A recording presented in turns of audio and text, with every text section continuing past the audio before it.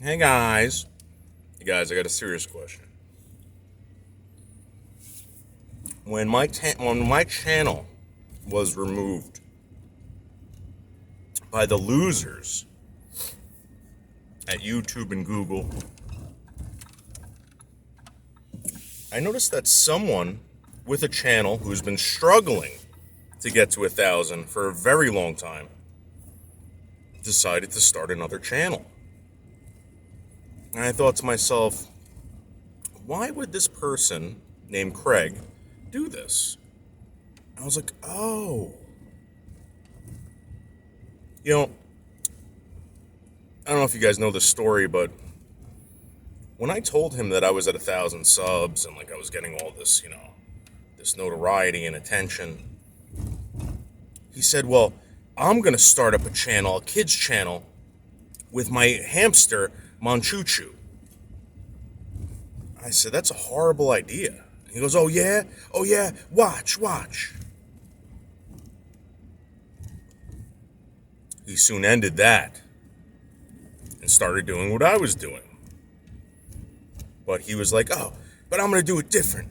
I'm going to do it better than you. I'm going to be positive. I'm going to be whatever. I'm going to be real. People are going to like me. Well, more people liked me than Craig. And I started getting more subscribers, and he's like, I don't really understand what's going on. And I was like, well, no one likes you. And he said, that's impossible. People love me. So when I started a new channel, he did. And I was like, holy shit, this guy is obsessed. He's kind of the dude that everyone knows where in their lives that if you do something, like let's say you buy a brand new boat, he either says, well, that's stupid, or he tries to buy one bigger than you. Craig, this isn't a competition. If it was, you'd be left in the dust, just like you've been left in the dust in life. It's going to continue to happen to you on YouTube.